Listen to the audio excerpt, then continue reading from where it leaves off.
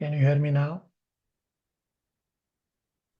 Yes, Prabhuji. Yes, Prabhu. Yes, Okay. Sorry about that. I don't know why. Okay. So I did the invocation prayers. I was requesting one devotee who has signed up as 1 plus something. If you can please unmute and identify yourself and correct your name on the Zoom call, please. Okay.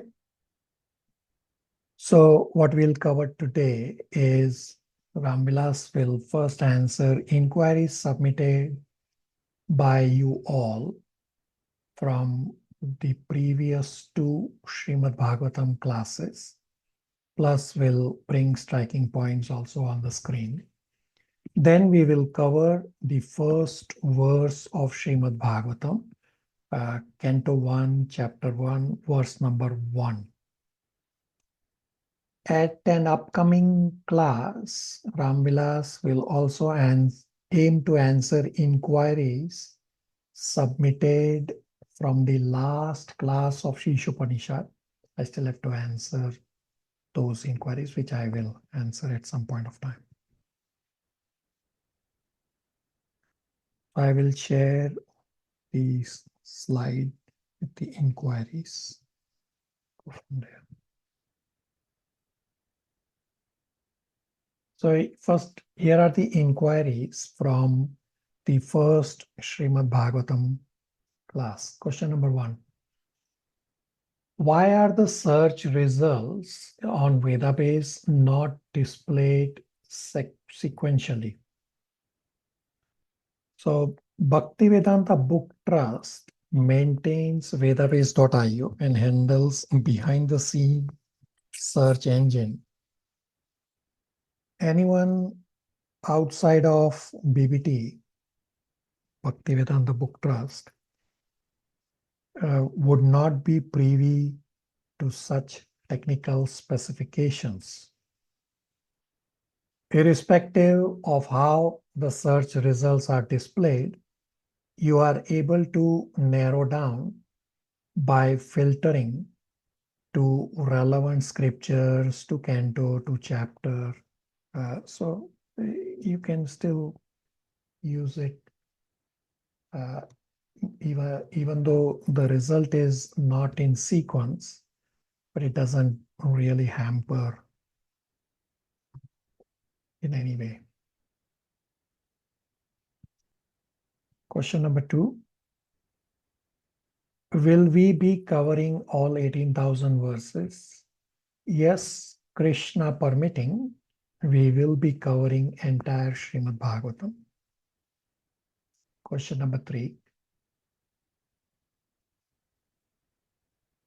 The disciplic succession through which Bhagavad Gita is received, is it the same in Srimad Bhagavatam until Srila Vyasadeva? Is there a similar list for Srimad Bhagavatam? So we discussed at great length that Srimad Bhagavatam has been through various disciplic successions. The Bhagavatam that we have is from Krishna to Brahmaji, Brahmaji to Narad Muni to Vyasadeva, Vyasadeva to Sukadev Goswami, and Sukadev Goswami to Parikshit Maharaj and Sutta Goswami, and that's the version that we have. But there are many other versions. Question number 4. How do we achieve the mode same as that of devotees who are doing devotional service to the Lord without any desires? A super excellent inquiry to attain pure devotional service. The answer is that basically, by hearing Srimad Bhagavatam every day from a bona fide Acharya in disciplic succession, and by serving pure devotees, you develop pure devotional service.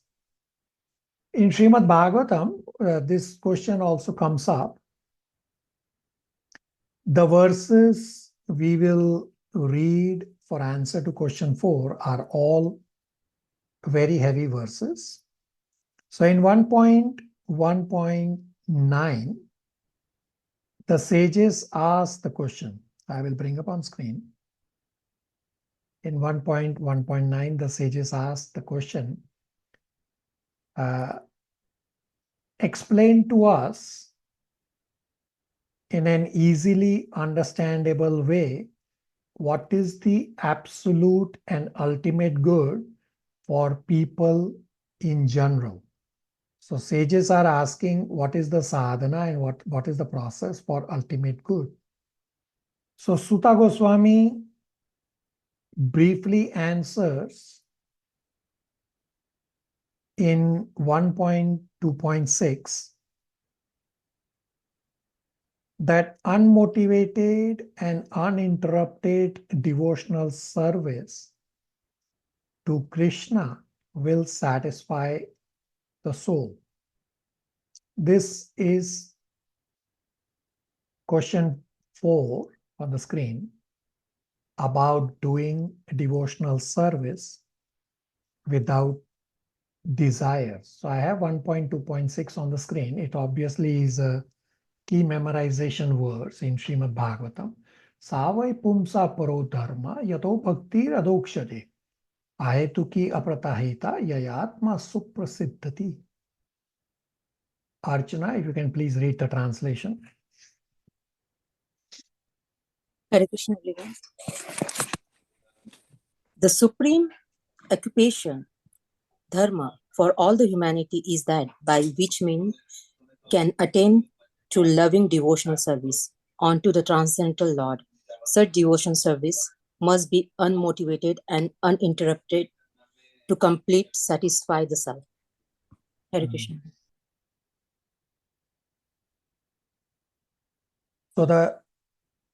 So the process to come to unmotivated and uninterrupted devotional service is described in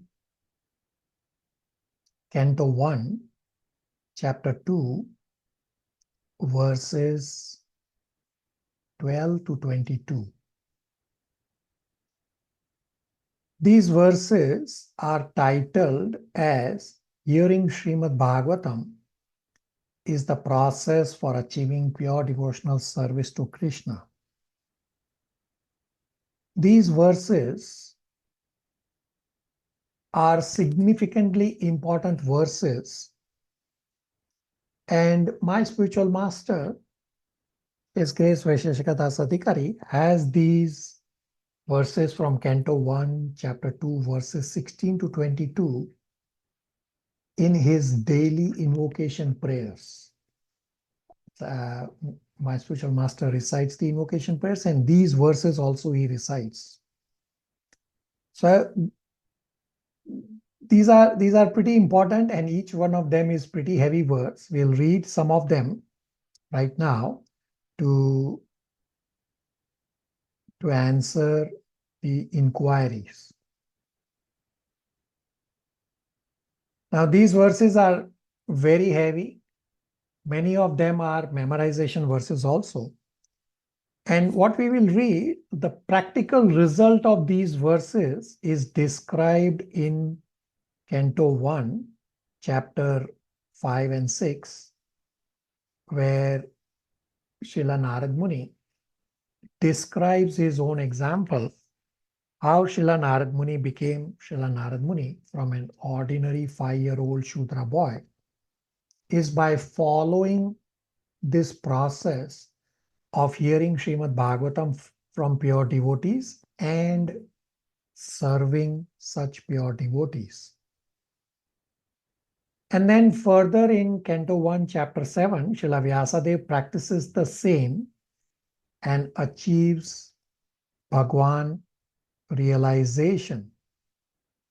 Basically, by hearing Srimad Bhagavatam every day from bona fide Acharya in disciplic succession, and by serving pure devotees, you develop pure devotional service. So let's read. Brijesh Prabhu, can you please read from the screen So this is Srimad Bhagavatam, Canto 1, Chapter 2, from 16 to 22 translations.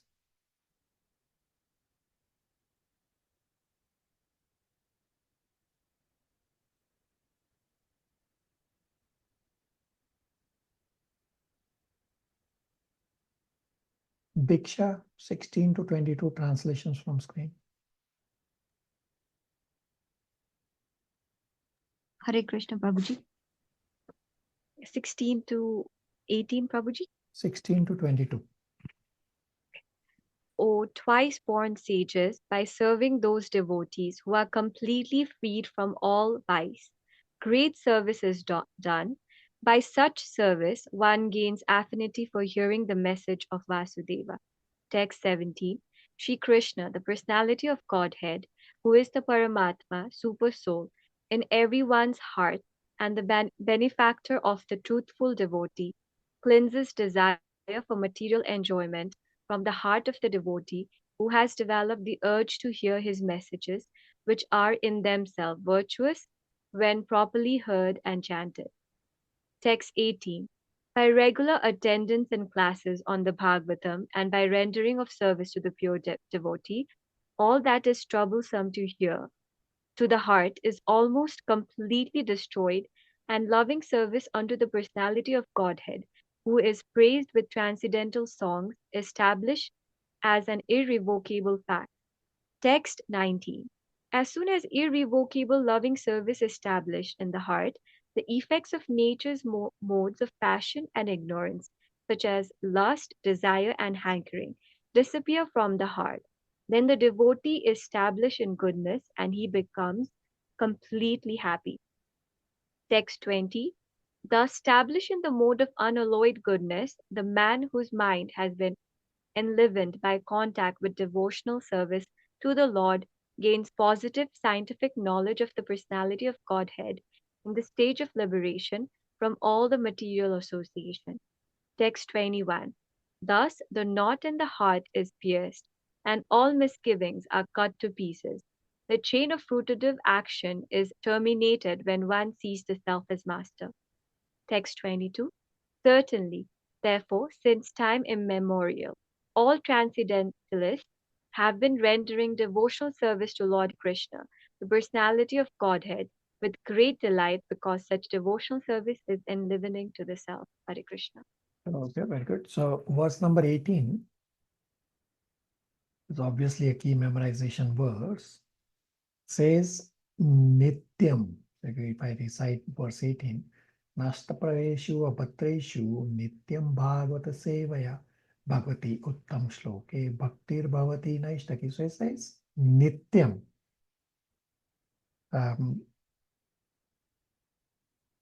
That we have to continuously hear Srimad Bhagavatam and continuously serve the devotees. It's not Bhagavat Sapta that you hear Bhagavatam for 1 week and that's it. So the devotee who has asked this question has actually been on again, off again, on again, off again in our classes. So I request to please not leave our sessions on a go-forward basis, no matter how much Maya tries to pull you. And another devotee had inquired with me offline whether there will be a connecting thread among the Srimad Bhagavatam verses. So the answer to this question number 4, I have already shown a connecting thread from various places. Does that answer the question?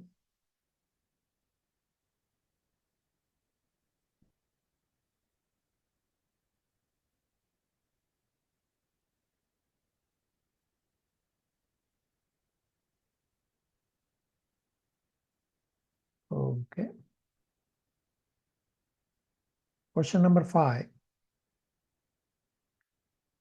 Now, question number 5 is not a direct inquiry from the devotee. Still, it is worth discussing this point.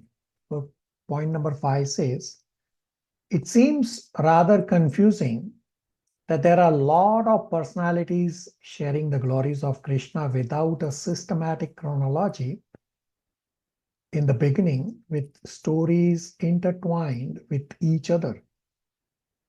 It's like a transcendental story within a story within a story. So there is a connecting thread running throughout Srimad Bhagavatam, which I will show as we go along. For the previous question, number 4, I did show connecting thread from Canto 1, Chapter 2, then Canto 1 to Chapter 5, then Canto 1 to Chapter 7. So there is a connecting thread throughout Srimad Bhagavatam, and I will show as we go along.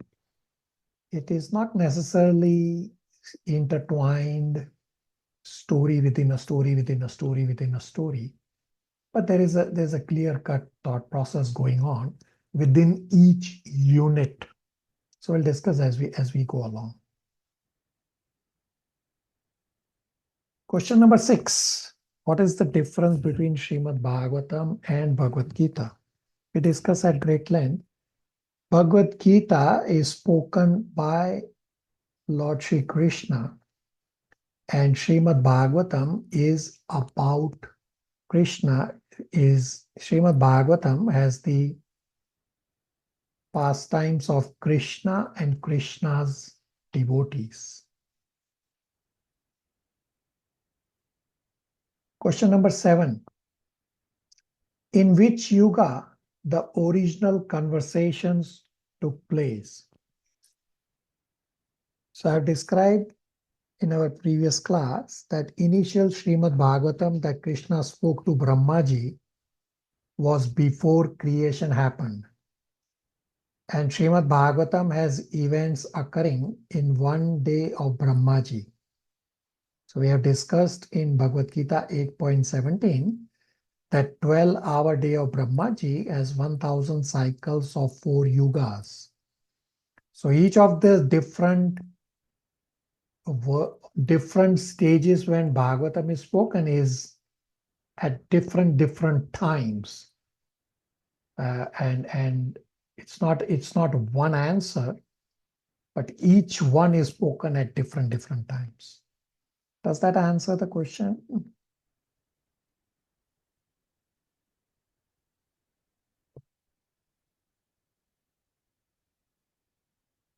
Okay, I still have lots of silence. I'm hoping you are all able to hear me. Yes, Prabhu. Yes, Prabhu. Okay, question number 8. Thank you. Are all the 18,000 verses spoken in chronological order, one after the other? So we discussed the chronology at great length in our previous class. Plus the slides I will share soon about the striking points. Multiple devotees have summarized on those slides, so you can just please read from there instead of me repeating here again. Question number 9. Why Srimad Bhagavatam has 12 cantos, and do all cantos talk about Shri Krishna? So it's just the volume of verses are split in 12 cantos. And yes, the entire Srimad Bhagavatam talks about Krishna and Krishna's devotees. Last question, number 10 from Bhagavatam class number 1. How is Srimad Bhagavatam different from Vedas? Are they similar? So Vedas and Srimad Bhagavatam are different. Srimad Bhagavatam is a bhakti scripture, while Vedas are at Karma Kanda level. Does that answer the question?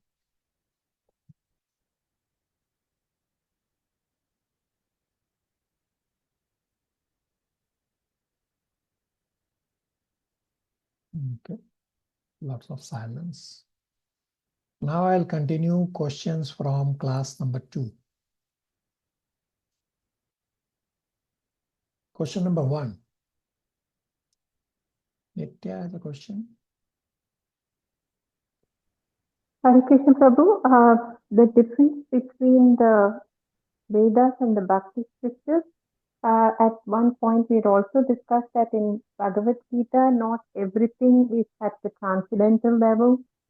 Bhagavad Gita is also Bhakti scriptures. Some of the portions you said would be at, can you please elaborate? Yeah, you are correct. So Bhagavad Gita is not entirely at transcendental level. Bhagavad Gita explains a lot of points. For example, Bhagavad Gita explains Karma Kanda. Karma Kanda is not transcendental.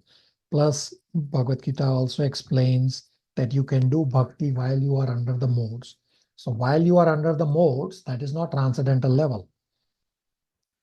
So Bhagavad Gita gives you everything and then comes to the conclusion in 18.66 that abandon all varieties of religion and simply surrender to me.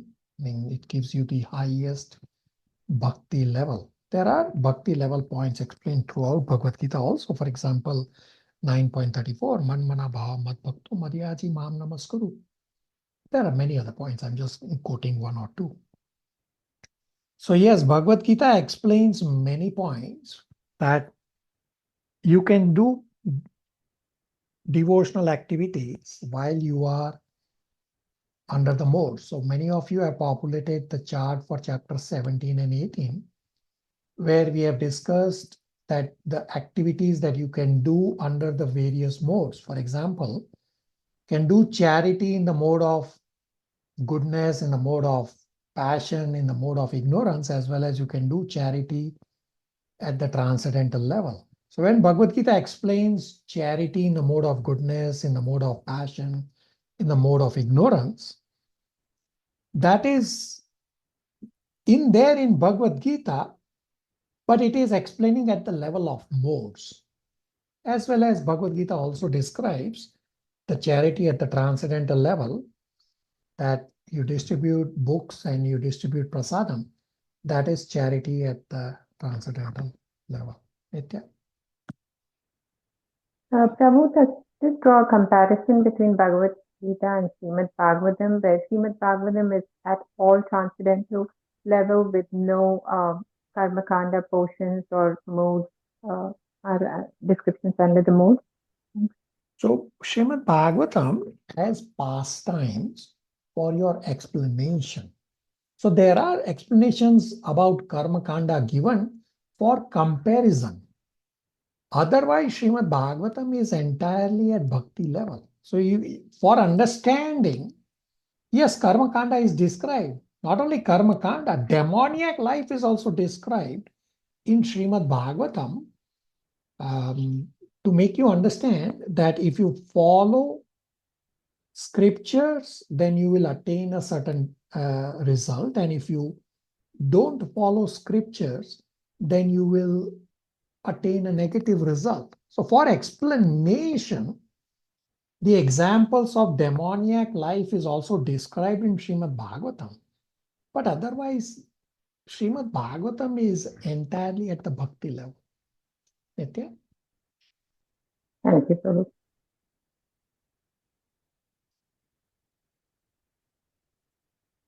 So now we are on questions from class number 2. So question number 1 is, as Srila Vyasadeva is Krishna, so why sages ask that after Krishna's disappearance, to whom religion goes when Srila Vyasadeva, who is Krishna himself, who is present at the time? So I have crossed out the word death. So we don't use death for Krishna. Krishna never dies. So we use the word appearance and disappearance. So we use proper terminology. So Srimad Bhagavatam, Canto 3, Chapter 21, text number 32, has explained this with an candle analogy. So I will bring up on screen 3.21.32, And we'll read the second paragraph, which starts these different manifestations of the Lord. We'll read from here. Jigna, can you please read from the screen the second paragraph?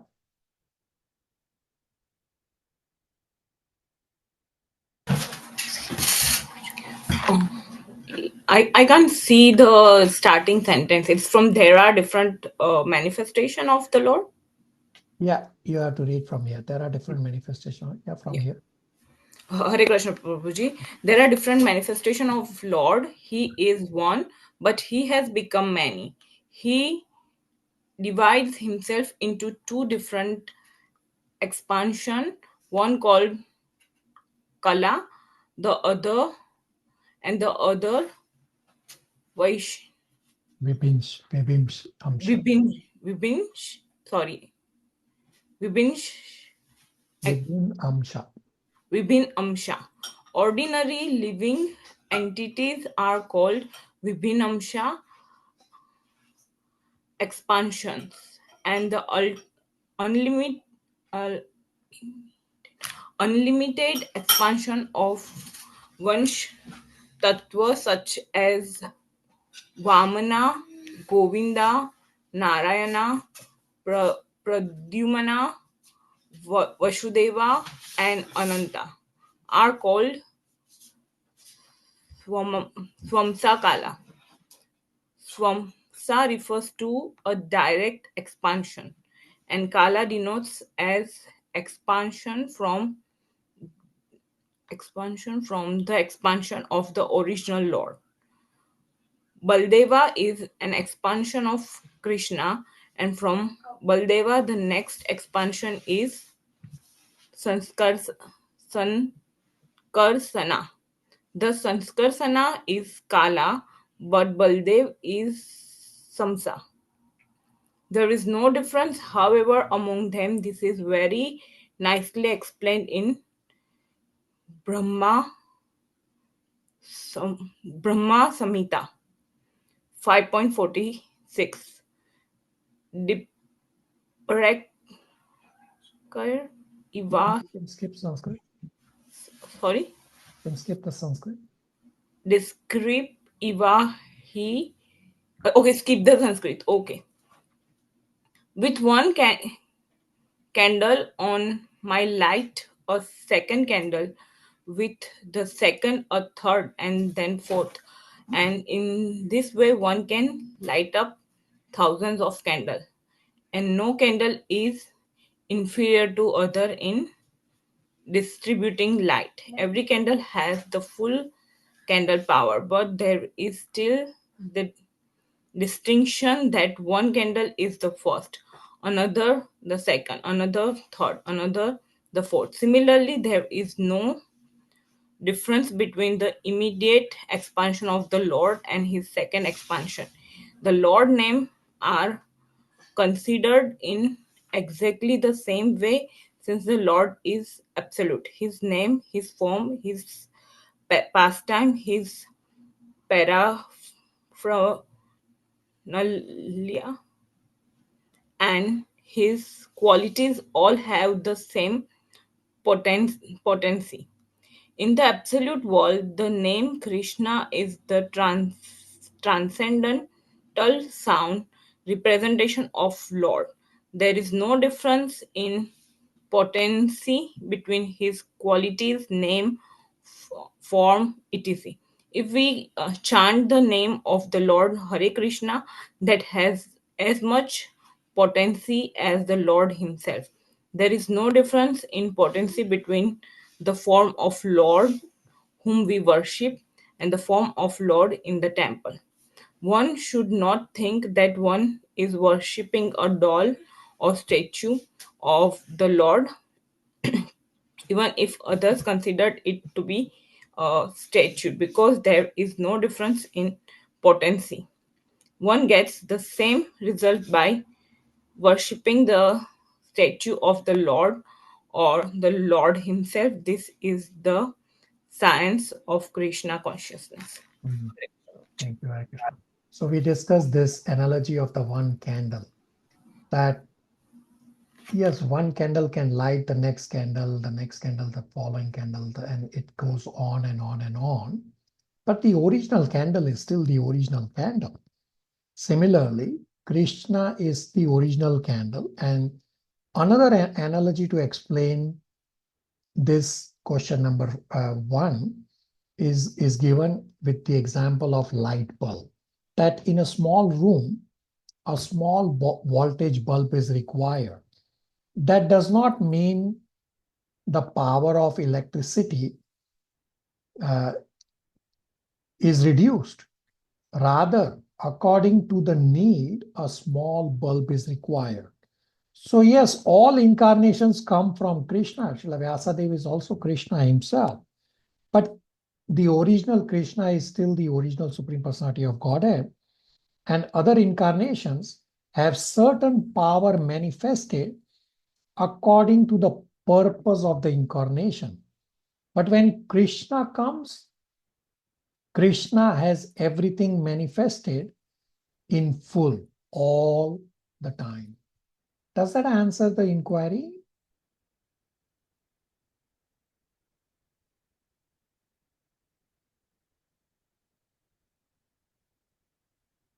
Monarch Prabhu has a question. Hare Krishna, Prabhu.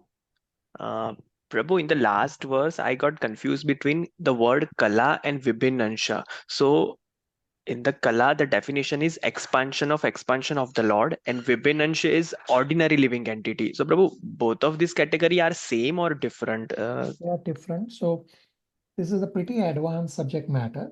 It's explained in Chaitanya Charitamrita about the Vibhinsha and Prabhasa expansion. Right now, understand that Krishna's expansion are known as Swamsha, means that is Krishna himself. So, for example, when Krishna expanded himself as 16,108 times for his 16,108 queens, all those expansions were identical to Krishna.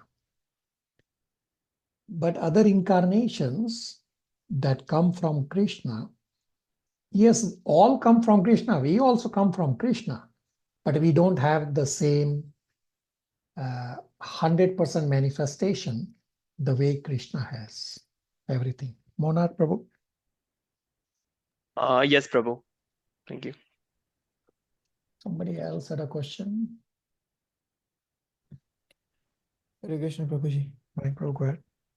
Yeah, Prabhuji, slightly out of this topic. So, you mentioned earlier, like with the sense of time, this Krishna knowledge is like has been lost somewhere. So, just trying to understand if Krishna is the controller of everything, how like uh, basically how this knowledge has been like disappeared over the. Yeah, it's described in Bhagavad Gita 4.2. So if you go to Bhagavad Gita 4.2, Yoga Nasti Parantapa, it clearly says, please. So if you see, it says, Sa Kalena Mahata, Yoga Nasti Parantapa, that because of time, everything got destroyed. So 4.2 is obviously a key memorization verse. Evam parampara praptam imam rajarasayo vidu. Sa kalena mahata yoga nasti parantapa. Read the translation, Mayank Prabhu, from the screen, 4.2. Hare Krishna. This supreme science was thus received through the chain of disciplic succession, and the saintly kings understood it in that way. But in course of time, the succession was broken, and therefore the science as it is appears to be lost. Yeah. Yeah, Prabhuji. So In that course of trying to time, right? understand. Right? The time factor destroys everything, including the yoga nasti. Uh, yeah, Prabhuji, I got that point, time factor, but so shouldn't have Krishna ensured that this keeps on going, no? It is going on. He's just explaining that material world is temporary. He's explaining that Material world is built with certain principles. Time has a certain characteristics. Material world is temporary. It is always evolving. Time has a characteristics of destroying everything. So it's demonstrating the characteristics of time. Because it is one of the most important knowledge. So many more people around the world should be knowing about this Yeah, thing. even today, bhakti is still there, but not everybody knows. So you are correct that this is the most important knowledge, which is also will come up in 2.10.1, that yes, the science of bhakti is the most important knowledge, but it is available today, but not everybody is taking. And this is also explained in Bhagavad Gita 7.19, that among the millions of people who take a bhakti, only very few understand. Right, Prabhu? Yeah, Prabhuji. Got it. Thank you. Hare Krishna. Okay.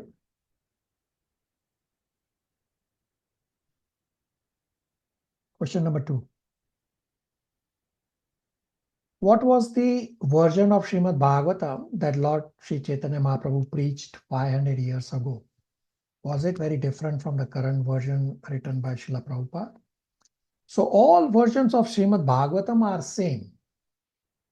Sri Chaitanya Mahaprabhu would have read with devotees the latest version of Srimad Bhagavatam that we have. Although I have not read anywhere in scriptures stating which version was used by Sri Chaitanya Mahaprabhu. So Srila Prabhupada came to material world after Sri Chaitanya Mahaprabhu, and Srila Prabhupada translated the latest version of Srimad Bhagavatam from Sanskrit to English and to many other languages. So at the time of Sri Chaitanya Mahaprabhu, this same latest version would be available at least in Sanskrit. And understand that Srila Prabhupada did not write Srimad Bhagavatam. Srila Prabhupada only translated Srimad Bhagavatam. Does that answer question number 2?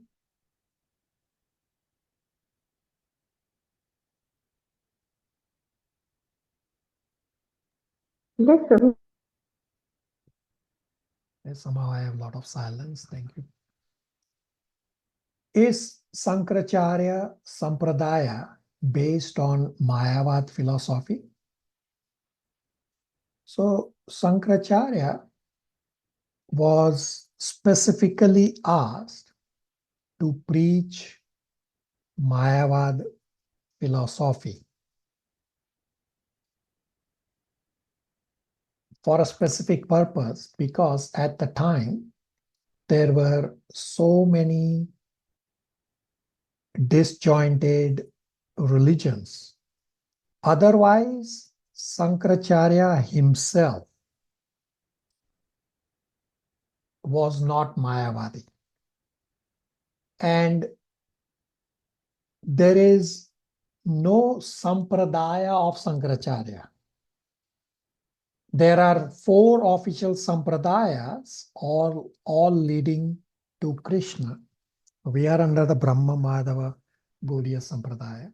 One is led by Lord Shiva, one is led by 4 Kumaras, and one is led by Lakshmi Devi. Does that answer the question?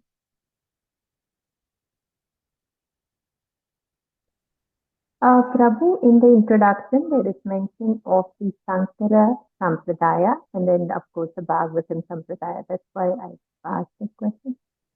You could have. Yeah, I mean, Sampradaya, yes, you can say that there were few followers of Sankaracharya, but it is not connected all the way to Krishna. That's what I'm referring to, that it is not a Sampradaya leading all the way to Krishna.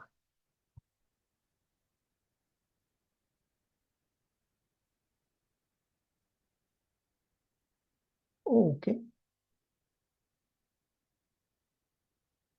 Question number 4. Are Buddhists who follow the teachings of Lord Buddha considered atheist? So Ramvilas is not an expert in Buddhism. Atheist means they do not believe in existence of God. So Ram Vilas will not call Buddhist as atheist. Rather, Buddhist had the philosophy of nothingness, meaning shunyavad, that the whole suffering will be gone if you empty your consciousness. Therefore, Buddhists follow shunyavad. And we have discussed in Bhagavad Gita chapter 7 towards the end discussion that shunyavad is not a Vedic concept. Does that answer the question? Yes, Prabhuji. Question number 5. I wonder how many different Srimad Bhagavatams are there, and if the stories and characters in them are different or same as in this one.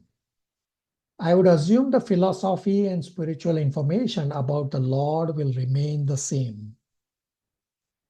So on this earth, there are many times Srimad Bhagavatam spoken. Each time the content is similar with minor differences. Across various universes, there are Srimad Bhagavatam also. Srimad Bhagavatam in other universes will have different pastimes. Still, all Srimad Bhagavatam, whether on this earth or on other universes, bhakti to Supreme Personality of Godhead is the common factor. Does that answer the question? Yes, Yes, Prabhuji. Prabhuji. Thank you. Thank you.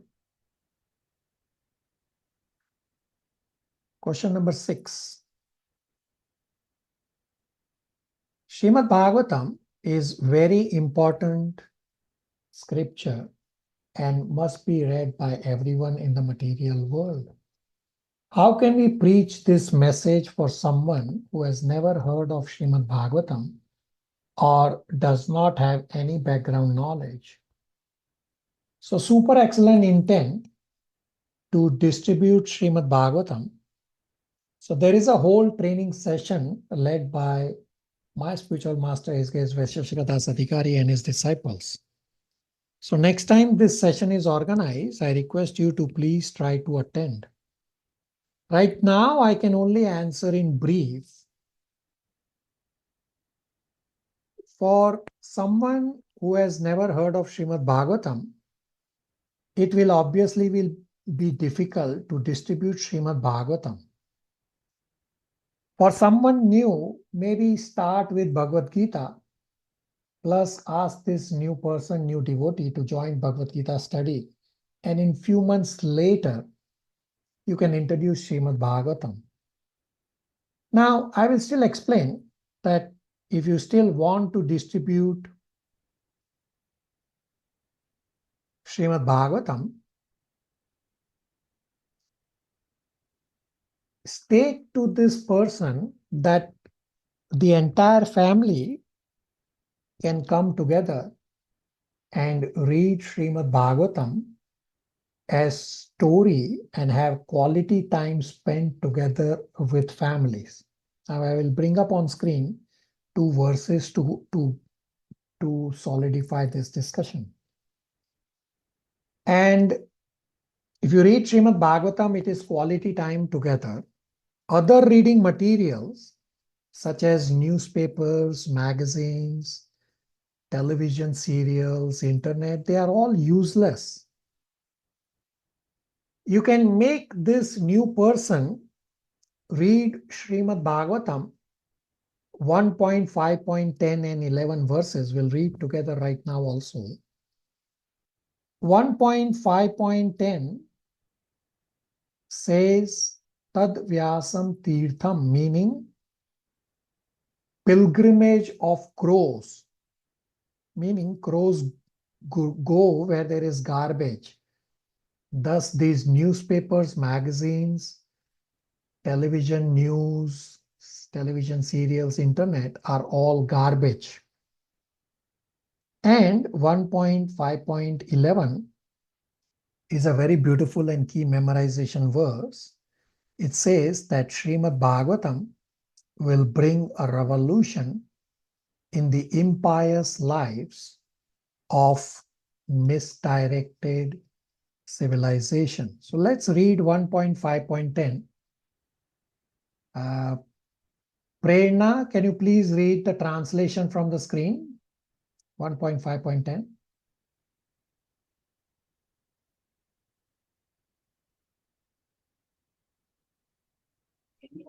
Hare Krishna, Prabhu. Hare Krishna, everyone. Prerna, your Those voice is words which breaking. do not describe the. My voice is breaking, Prabhu. Yeah, okay, now Okay, it's better. just Go a ahead. second. Let me try and move. It's better? Okay. Those words which do not describe the glories of the Lord, who alone can sanctify the atmosphere of the whole universe, are considered by saintly persons to be like unto a place of pilgrimage for crows. Since the all perfect persons are inhabitants of the transcendental abode, they do not derive any pleasure there. Right? So Hare the Krishna. pilgrimage of crows, it says Tadvyasam Tirtham. And if you read the next verse, which is about Srimad Bhagavatam, now 1.5.11 is a very beautiful verse, was also there in the preface that we read. So I can recite this verse. Tadvad visargo janata agaha viplavo yasmin pratishlokam avatvati api namani anantasya yasya ankitani yat shravanti karanti grananti sadhva. Okay, let's see who will read. Mathan Prabhu, can you please read? Hare Krishna. On the other hand, that literature which is full of descriptions of the transcendental glories of the name, fame, forms, pastimes, etc., of the unlimited Supreme Lord is a different creation, full of transcendental words directed toward bringing about a revolution in the impious lives of this world's misdirected civilization. Such transcendental literatures, even though imperfectly composed, are heard, sung, and accepted by purified men who are thoroughly honest. So this Srimad Bhagavatam will bring a revolution in the impious lives of world's misdirected civilization. Does that answer the inquiry? Very important inquiry. Yeah, beautiful answer. That's good. Great. Thank you. All right. Question number 7. What is the meaning of Om Tat Sat? So Om Tat Sat is explained in Bhagavad Gita chapter 17. So there is a gradual progression described that first one is just materialistic without any faith, without any reference to anything higher. Second, then one comes to some kind of faith, which is non-scriptural. Third step is that one comes to the faith that is scriptural. And then fourth step is that one comes to the faith which is transcendental. So from faithless to non-scriptural faith, to scriptural faith, to transcendental faith, these are the 4 levels. So Krishna says that if somebody's faith is not scriptural, not transcendental, then how can that person elevate himself? How can that person increase his faith? And this is what Krishna is giving as the solution. Krishna says one can make all activities transcendental by uttering the word Om Tat Sat. So these words Om Tat Sat is not just an utterance. They're actually a profound philosophical understanding and is a consciousness. So Krishna is describing that Om is a very familiar word in Vedic literature. And in example is also given that Srila Prabhupada uses Om Tat Sat at the end of many introductions. Example, the end of Srimad Bhagavatam, it says Om Tat Sat. So Om Tat Sat is a familiar Vedic invocation. And Krishna says in broad terms, first point is that Om refers to the absolute truth. So when people want to chant or refer to the absolute truth, they can refer to absolute truth in a personalist sense, like how we all do, that we refer to the absolute truth in the person sense as Krishna, Vishnu, Rama, many other names, personal names. But somebody who does not know that God, the absolute truth, is a person,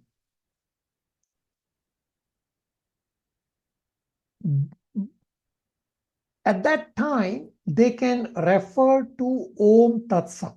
So Om is a non-personal way of referring to the absolute truth. So important that it's meaning non-personal. It doesn't mean impersonal. There's a difference between non-personal and impersonal.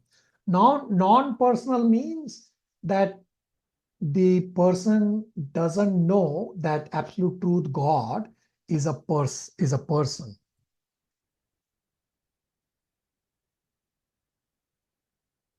So in general, the idea of referring to the absolute truth is by using non-specific designations. Non-specific means, what does Om refer to? So Krishna refers to a specific person. Om does not necessarily refer to Krishna. It just says in a non-specific way, referring to something higher. So when the person does not have faith, he does not know that the absolute truth, God, is a person, but he wants to advance, so he can use these three words, Om Tat Sat. Individually also, Om refers to absolute truth, Tat also refers to absolute truth, and Sat also refers to absolute truth. We'll cover this in Bhagavad Gita chapter 17, at least for those from batch 5. Does that answer the question about Om Tat Sat? Yes, Prabhu. Yes.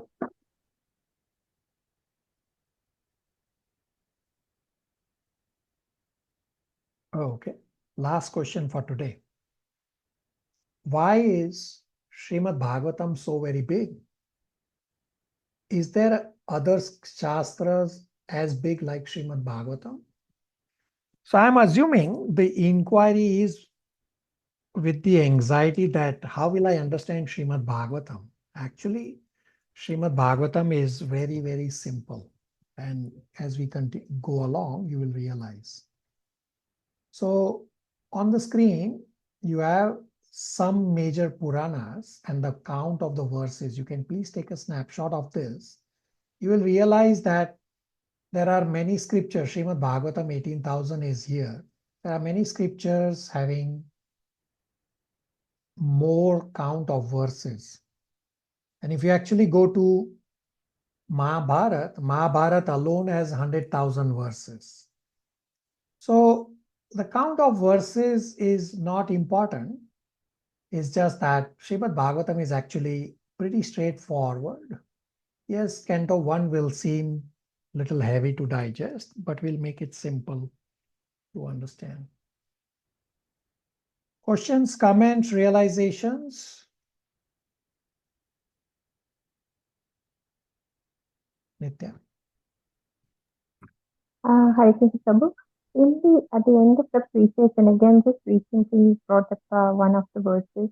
Why does it state the literature, even though irregularly composed or imperfectly composed, with regards to the transcendental literature? Yeah, very, very good. We'll discuss. We covered this in 1.5.11 the same discussion comes up there. So there is actually a disciple of Srila Prabhupada who was given this task of editing Srimad Bhagavatam at the start when Srila Prabhupada was translating. He has a book titled Editing the Uneditable. So Srimad Bhagavatam is transcendental. You cannot really edit this. But so he asked Srila Prabhupada, Prabhupada, how can I edit this? And why would I edit this? So Prabhupada said that people anyway don't have the taste for spirituality. And if they find one mistake, they will leave the scripture saying, oh, this is just like other material world scripture, that material world also you may find some mistakes. But what the verse 1.5.11 we actually read in the verse just a few minutes ago. It says, even if composed incorrectly, meaning we all are grahasthas, we don't need to be experts in Sanskrit.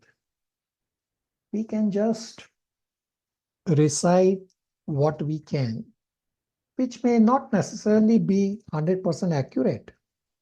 Still, there is an advantage and benefit received from reciting Srimad Bhagavatam. Nitya?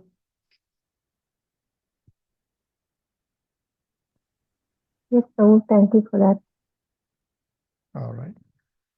I will bring up on screen striking points. So there are 4 slides. This is slide number 1. Please take a snapshot.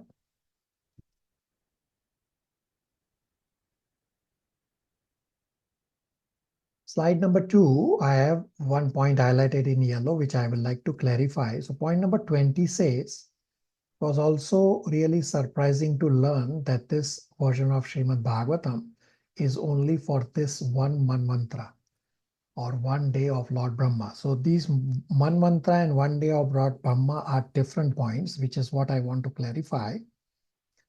That 12-hour day of Brahma has 1000 cycles of 4 yugas, as well as this 12-hour day of Brahma is split into 14 manvantras. What I had described in the chronology discussion in our previous class is that Canto 1 is background details. Canto 2, Sukadeva Goswami starts answering Parikshit Maharaj's immediate questions, and from Canto 3 onwards is what happens in 1 day of Brahmaji. Therefore, Canto 3 starts with creation. But that's what Brahmaji does at the start of every day. Starts with creation.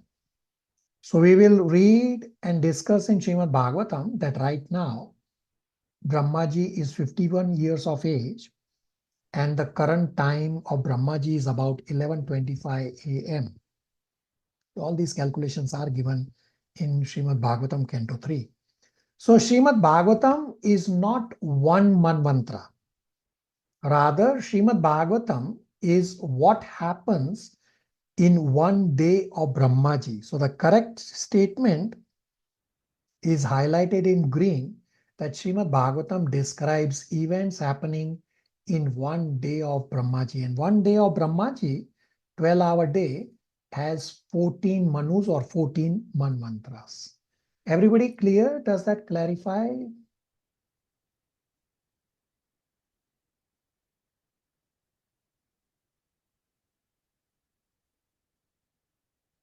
Okay. Yes, Prabhuji, Hare Krishna. Mind Prabhu? Prabhuji, what is Manvantara? Manvantara means the reign of Manu. So Brahmaji's day is split into 14 parts, you can say, and there are 14 Manus. And all this length of each Manu is given is roughly 50 minutes of Brahmaji. So right now, that's how I said that we are in the 7th Manu. So Brahmaji's day starts from 6 a.m. If you count the 50 minutes each. We are in the 7th Manu. There, this is how you will be able to count that current time of Brahmaji is 11:25 a.m. Still not lunch time for Brahmaji. So Brahmaji's 12-hour days split into 4. 14 Manus. But you mentioned it consists of 4 yugas, right? It consists of 1,000 cycles of 4 yugas. Okay. All this is coming up. I have briefly described in 8.17, and then further discussion is coming up in Canto 3, but I have right now described to you without the visual. So in Canto 3, I will also show you the visual and it will become more clear. Okay. Divya? Sorry, Prabhuji. So in one month, how many cycles of yugas are happening? I should have remembered this. I should have known this. Sorry, Prabhuji, you probably taught this. I also forgot. I can look it up later. It's fine. No, I have not How? taught it in this class. I can tell you right now. Let me look up. Yes, there are. I mean, I have to work backwards that calculation. I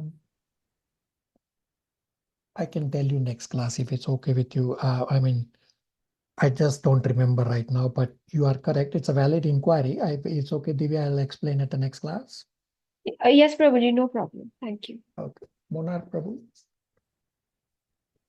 Hare Krishna Prabhu. Prabhuji, how did you calculate that current time of Brahmaji? Like it's 15 minutes, so 14 Manvantar is there in 12 hours. It's all coming up in, so don't get bogged down right now. It's actually there in our Canto 3. That calculation will Okay. come up. Okay, Prabhu. Okay, Prabhu. I am only describing that it all comes up. The age of current Manu is also given, and that's how you'll be able to calculate the current time of Brahmaji, which comes up in Canto 3. It all is coming up. Okay, Prabhu. Okay, thank you. Archana? Hare Krishna Prabhu. My question is out of topic. So I just wanted to know, like Brahmaji in Srimad Bhagavatam, we are talking about his whole day, how the whole day go. But in this material world, why we don't have any kind of temple for Brahmaji? There is one temple in on Earth. So there is in the entire universe, there is only one temple of Brahmaji. I have it in my notes somewhere, the location of that temple. Prabhuji, it is in Pushkar in Rajasthan. Yeah, thank you. Yes, correct. So there is only one temple in the entire universe where Brahmaji is prayed. So why like that, Prabhuji? Means Shiva temple we can find everywhere, Ganesha, all demigod temple is all over. Yeah, but you don't need to worship demigods. Why are We you don't so need much to, but worried? is there any specific reason, Prabhuji? That's There what is I no reason. It's just that Brahmaji has less followers as compared to Shiva or Ganesh or others.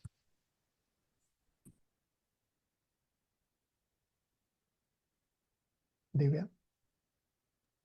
Sorry, Prabhuji, but if we are from his sampradaya, are we supposed to go visit his temple? So you don't have to worship Brahmaji. You can glorify Brahmaji, and if you follow the instructions given in scriptures, you are basically glorifying and worshipping Brahmaji. So there are two ways you can associate with Brahmaji. One is Vani and one is Vapu. Vapu means personal association, and Vani means following the instructions. The same applies for associating with your spiritual master also. Okay, Okay. Prabhuji, thank you. Okay, let's take the snapshot of slide number 3 and 4 quickly so I can discuss 1.1.1. So this is slide number 3.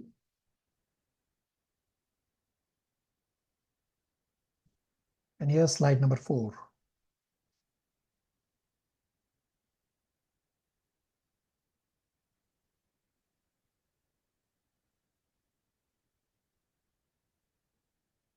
Oh, okay.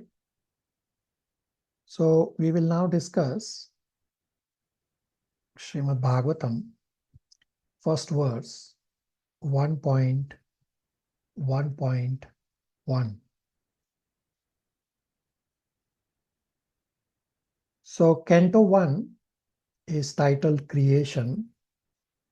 The Unit 1 is Introduction to Srimad Bhagavatam. And this Unit 1 will run up to Chapter 3, Part number 4 of 5.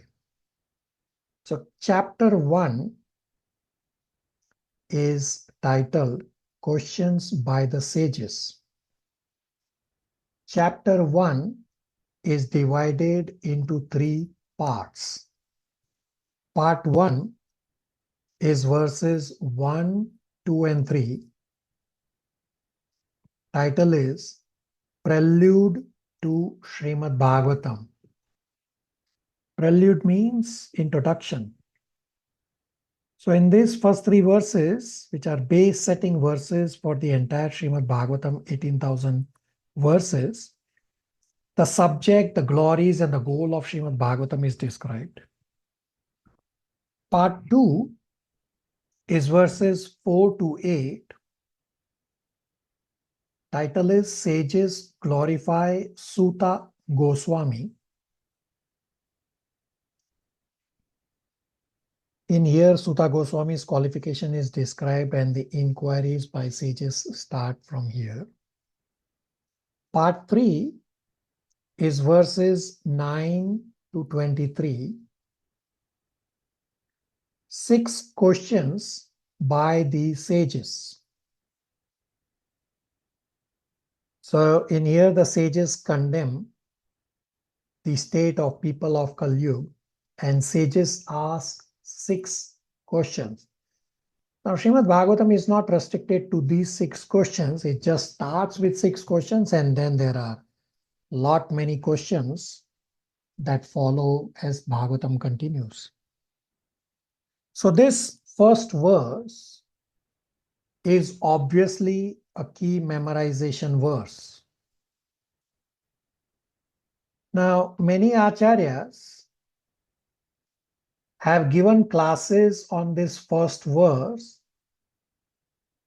each class lasting few hours and continuously every day for many months.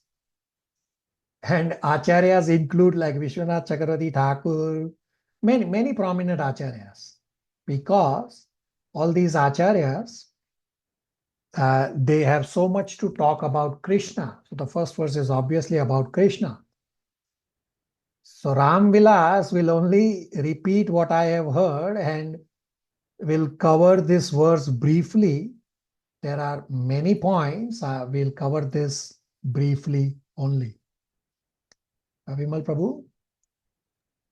Hare Krishna Prabhu. Prabhu, sorry to interrupt here.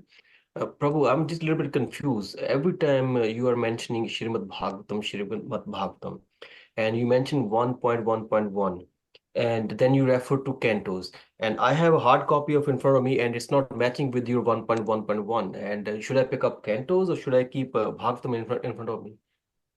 What do you have in front of you? I have Srimad Bhagavatam, the hard copy. Where did you get Srimad Bhagavatam from? From ISKCON temple. Okay, so open Canto 1 and 1.1.1. So understand each canto, the chapter number starts from 1 again. So you need Canto 1. Yes, Prabhu. It says Srimad Bhagavatam Canto 1. That's okay, what then go to chapter 1. So Srimad Bhagavatam will give you the list. So Canto 1 will give you the list of chapters. So open chapter number 1, which says questions by the sages. Yes. Did you find that page? Yes, Om Namo Bhagavate Vasudeva. Yes, Prabhu. So now does it say similar to what you have on screen? Ji, Prabhuji. Thank you, Prabhuji. Okay. I was looking at the other stuff they mentioned at the front. All right. Okay. That's all. Thank you, Prabhuji. Thank you. So verse 1 is a key memorization verse. I will recite right now, and after I explain this verse, I will then explain to you how to memorize, and it will become simpler. It looks like a very long verse, almost looks like, how will I memorize this verse? And I will explain to you a simple, very simple way to memorize this verse. But let me recite and we'll read the translation and we'll come to the memorization after I explain this verse. So 1.1.1 Om Namo Bhagavate Vasudevaya Janmadi Asya Yato Anvayat Itarascha Arteshu Abhigyana Swara Tene Brahmaridaya Adi Kavaye Muyanti Yat Surya Tejo Vari Mridam Yata Vinimayo Yatratri Sarga Amrasha Damne Swena Sada Nirasta Kuhakam Satyam Param Dhimahi. Deepali, can you please read the translation from the screen?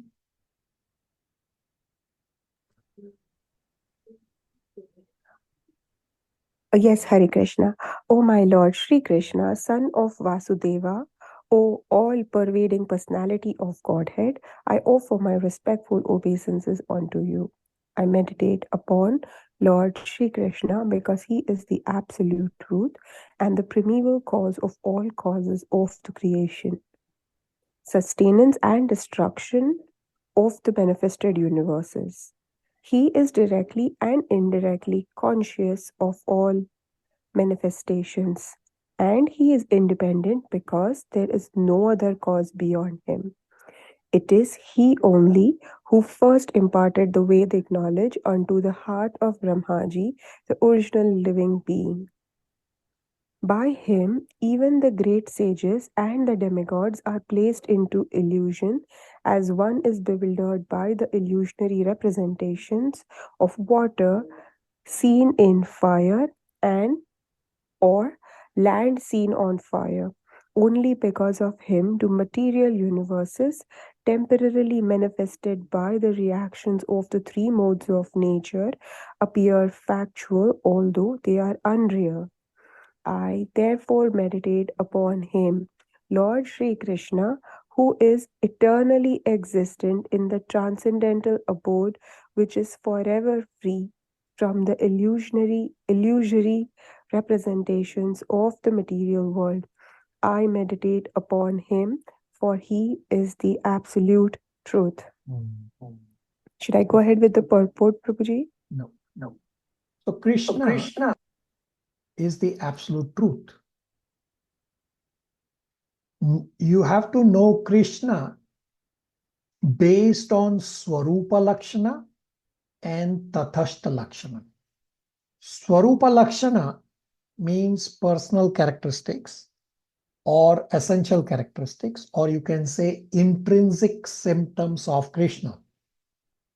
And Tathastha Lakshana means marginal characteristics which are not part of essential nature. So to understand the personal characteristics, let us look at this picture and everyone will answer to me because many of you are silent. So my question is, from the three images that you have on the screen, who can identify which is the picture of a cow? Now, explain why your selection is a cow and the other pictures are not a cow. Everybody, please put your hand on and please answer. All of you should try to answer. I'm looking for a picture of the cow. We have three images on the screen. Everybody, put your hand up and please answer.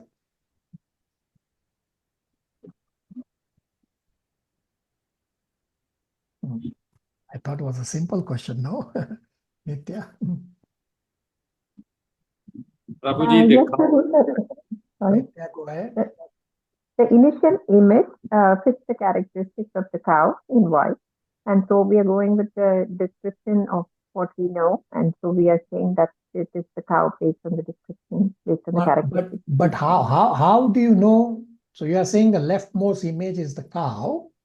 But how do you know this is the cow? What made you think this is the cow? Is it the white color? Because the third image also has white color.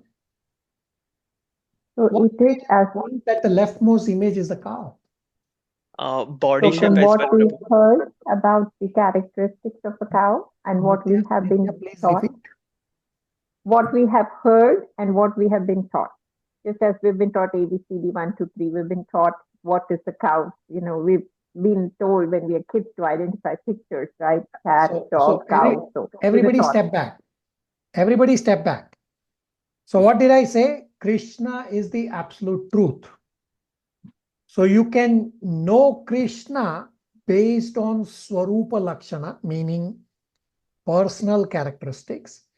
And you can know Krishna based on Tathashta Lakshana, meaning marginal characteristic. The Swarupa Lakshana, personal characteristics, are essential and intrinsic symptoms. And Tathashta Lakshana are marginal, which are not essential.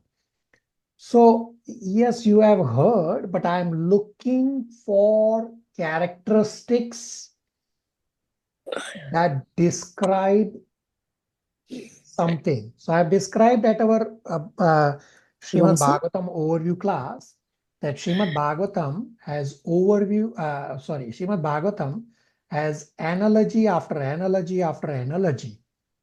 And analogies are meant so that we can know the unknown from what we know.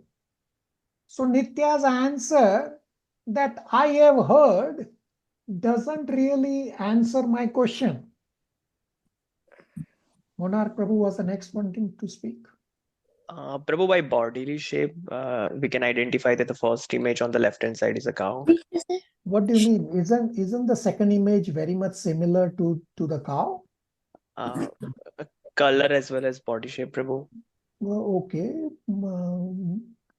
So you saying color is important? You have black cows also.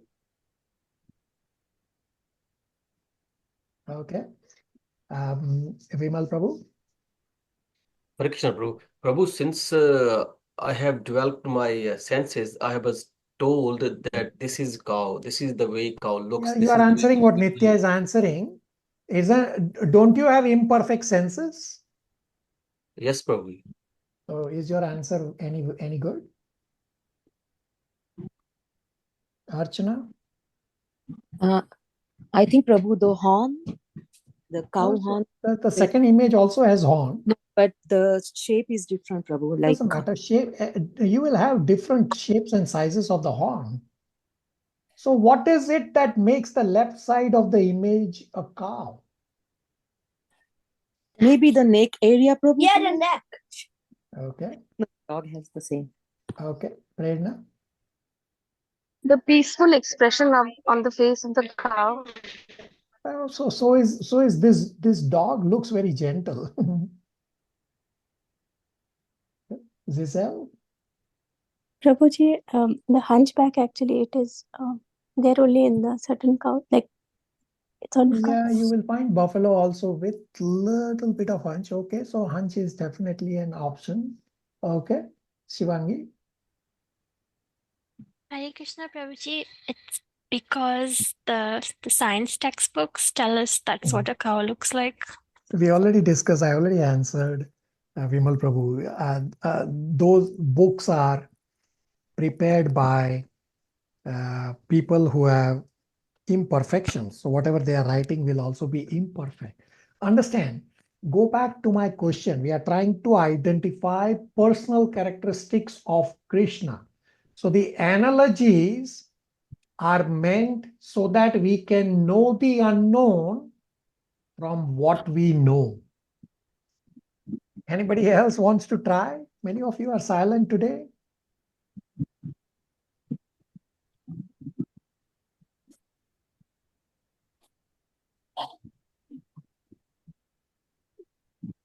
You all thought was a simple question, eh? Can't identify a cow? No, Prabhuji, it's very hard. Now I'm thinking it is very hard. It's not simple because we know when this world started, but before the world, how do we know there was a cow? Very good. But cow was there already. Very good. Anybody else wants to try? Prabhuji, we were told and we believed from the Yeah, beginning. you're told and believe your answer already. I don't need to hear any further. You have imperfections, don't you?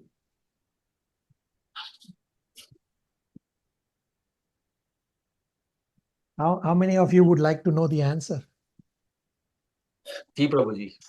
Yes, Yes, Prabhuji. Prabhuji. Yes, Prabhuji. Yeah, yes, Prabhuji. So Archana and our dear Vaikunta K. Devraj, as well as Zizel, they got the answer right. So this neck part is the unique feature of the cow. You will see that this is not there in buffalo. You'll see that the dog, yes, it has the white color, but this neck, the way the skin is hanging on the neck, this is the unique characteristics of a cow. This you will not find in any other animal. Similarly, all animals have unique features. It's not the color, it's not the horn. It is this neck thing which Devraj, our dear Vaikuntaki Devraj spoke in the background, which I heard. Thank you very much, Devraj. And that's how this image, the leftmost image, is that of a cow. So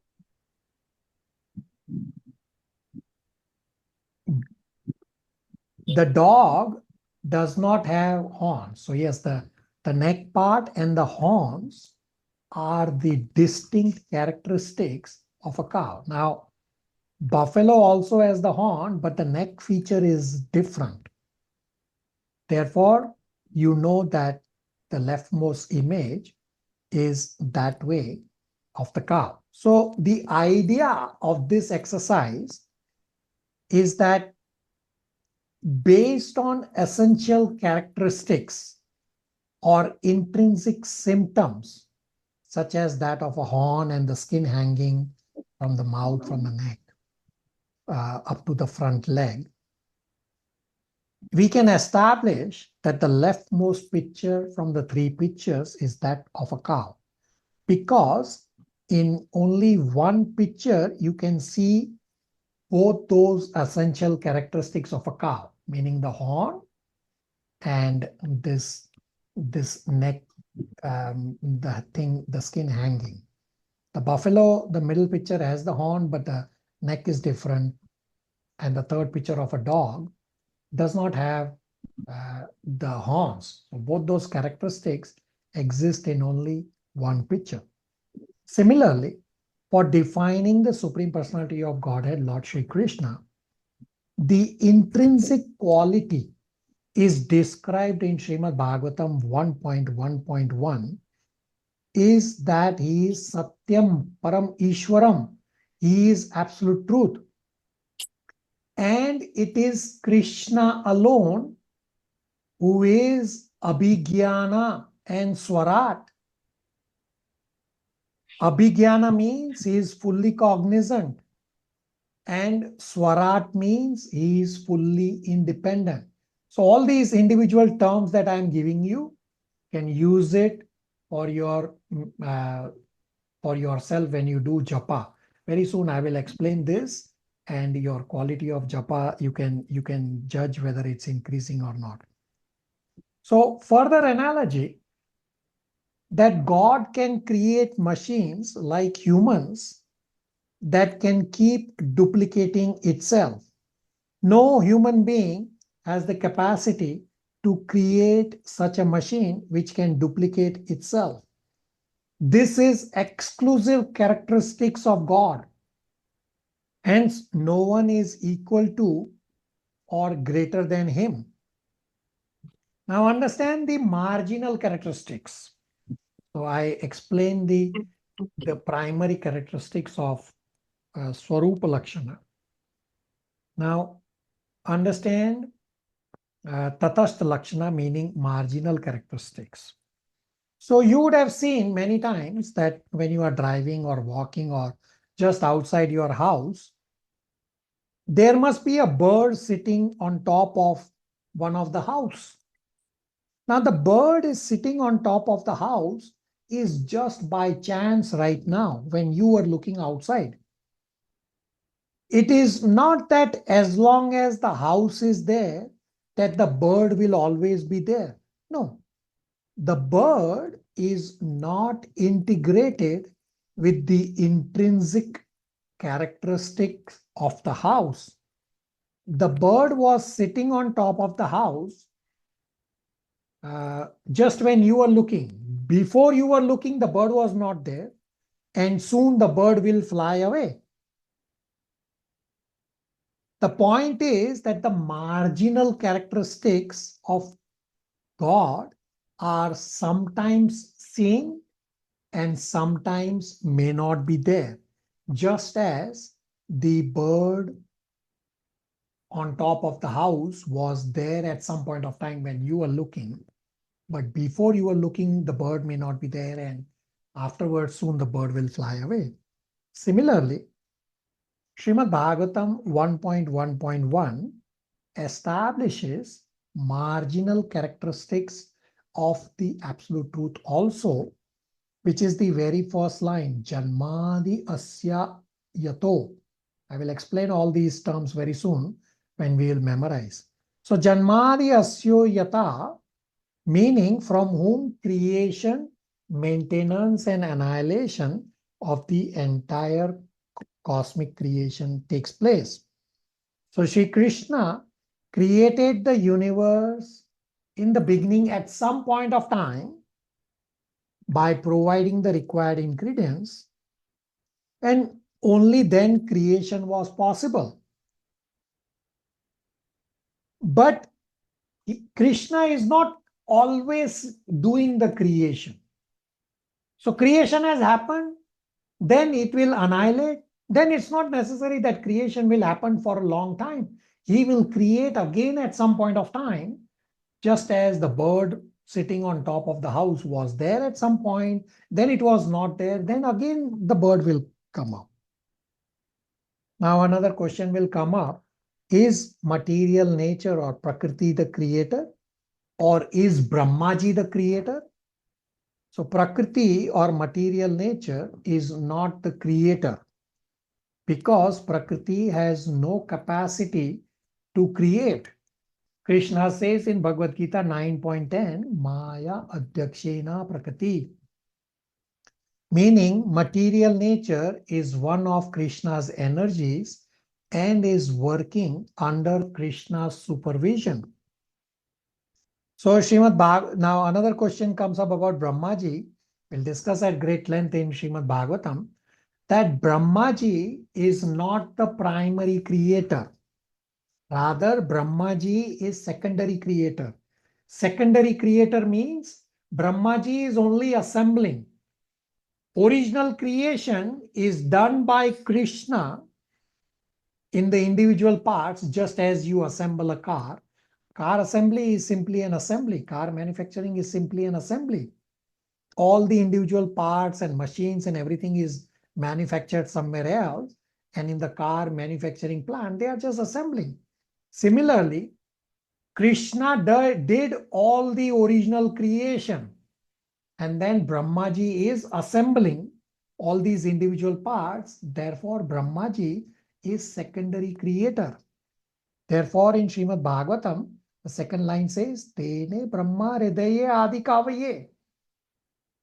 That Krishna imparted the knowledge about creation unto the heart of the first created being, Brahmaji.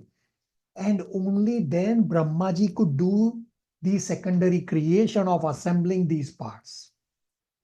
Before that, Brahmaji did not know anything. We'll discuss in Bhagavatam. Brahmaji says, I don't know what to do. Also, Brahmaji is not abhigyana. Abhigyana means fully conscious. Brahmaji is not fully conscious. This is a characteristics. Abhigyana is a characteristics, primary characteristics of absolute truth of God alone. And the word Swarat, Swarat means fully independent. This also is a primary characteristics of Krishna, of the absolute truth only. Brahmaji is not fully independent. Brahmaji is not fully Swarat. So these characteristics of Abhigyana, Swarat, are applicable only to the Supreme Personality of Godhead, Lord Shri Krishna. So from the Srimad Bhagavatam pastimes, Brahmaji was also under Maya, also under illusion. We have already established that from Bhagavad Gita 9.10, Maya is working under the supervision of Shri Krishna. Therefore, Brahmaji is not the creator. Lord Shri Krishna is the creator. Brahmaji is just the secondary creator. Now, to explain this Abhigyana and Swarat, in the purport, the analogy is described of the chief engineer. Say in any construction, there is a chief engineer. So Supreme Personality of Godhead is Abhigyana.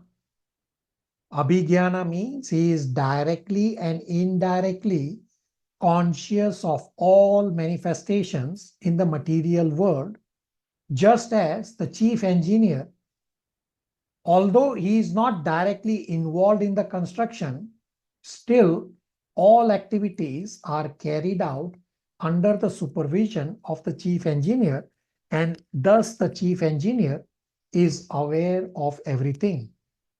Similarly, Maya works under the direction of Krishna.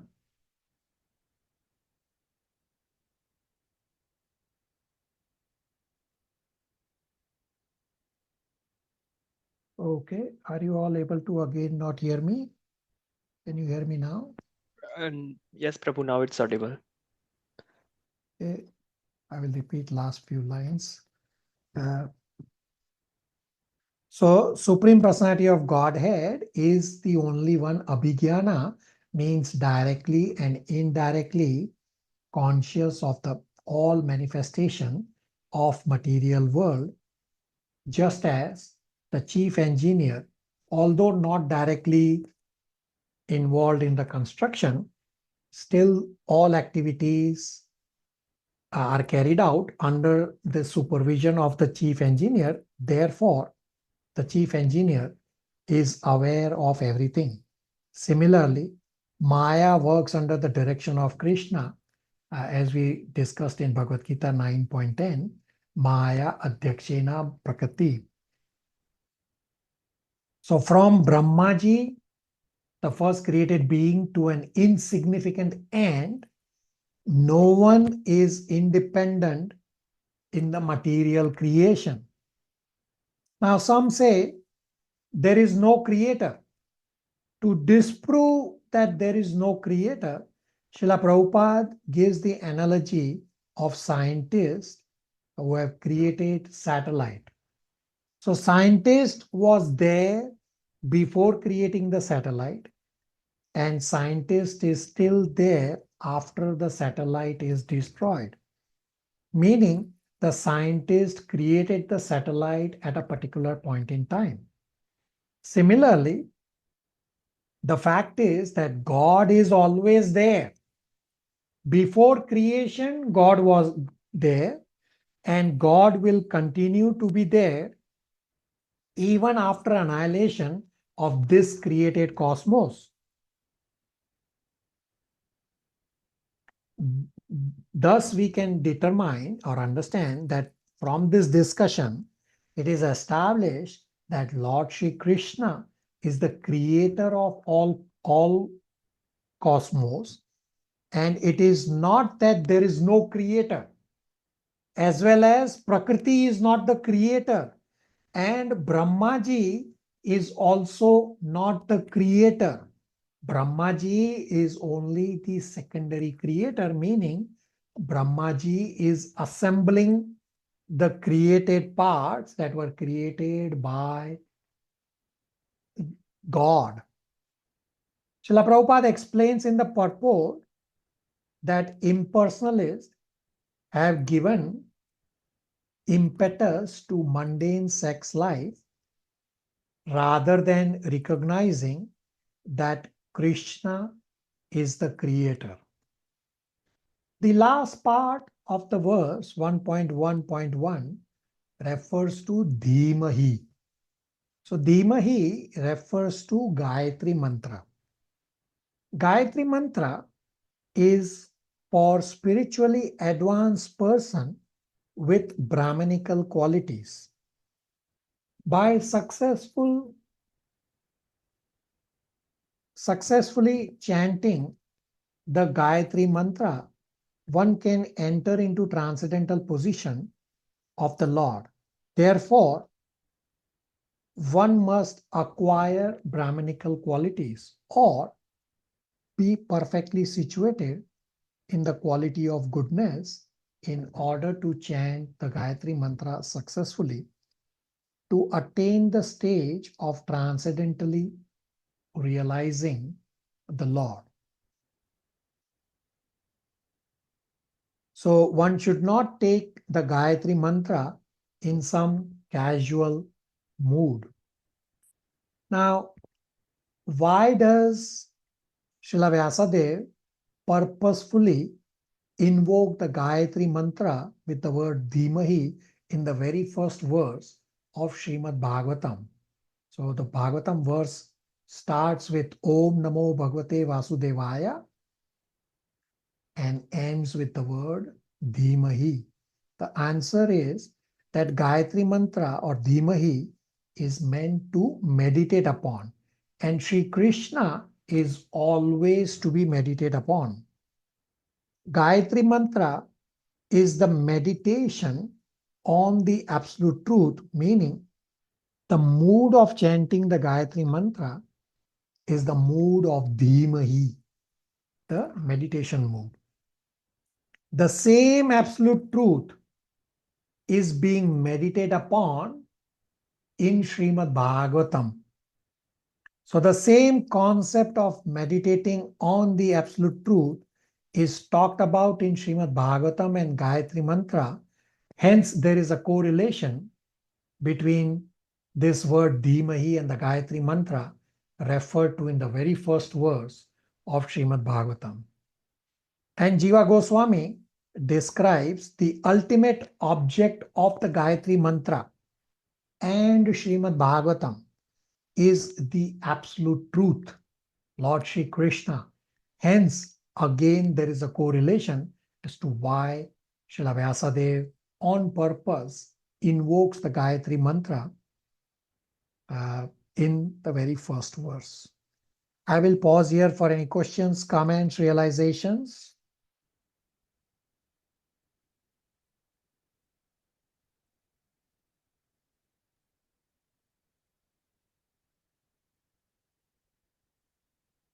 Nitya? Prabhu, how, where would be the place of the Hare Krishna Mahamantra, which we believe will, or it's also the same thing. We meditate on the Hare Krishna Mahamantra. The ultimate goal is the absolute truth. So it could also be in the same as Srimad Bhagavatam Gayatri Mantra and Hare Krishna Mantra. So I explained that Gayatri Mantra is to be meditated by those who have Brahmanical qualities. So in ISKCON, first initiated devotees or anybody without initiation also, they can chant the Hare Krishna Mahamantra. Initiated devotees have to mandatorily chant at least 16 rounds every day. Gayatri Mantra is to be mandatorily chanted by second initiated devotees at least 3 times a day, over and above the chanting of the 16 rounds of Hare Krishna Mahamantra. Nitya? Thank you, Prabhu. So, there, with the way the division of society, the Brahmins, they do chant the Gayatri Mantra every day, right, Prabhu? Yeah, Gayatri Mantra. So you'll see in ISKCON when you go, you will see second initiated devotees, they will sit 3 times, they will hold their Brahmanical thread under their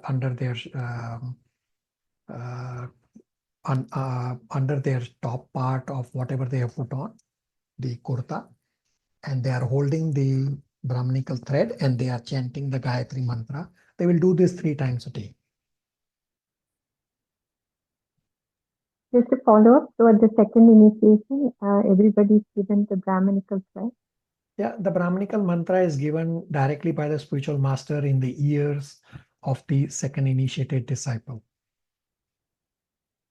Only then, when you receive the Gayatri mantra directly from the spiritual master, only then it has the benefit. You cannot just Google Gayatri mantra and assume that you will chant and you will get the benefit. No, only when it comes from the lips of the spiritual master directly into the ear of the spiritual master, only then there is benefit to reciting the Gayatri mantra.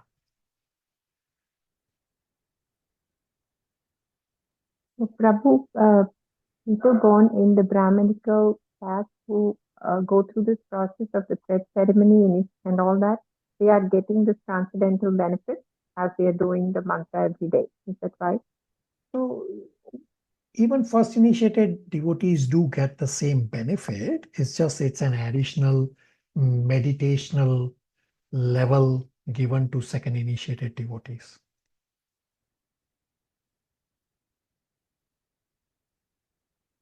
Everybody on the same page?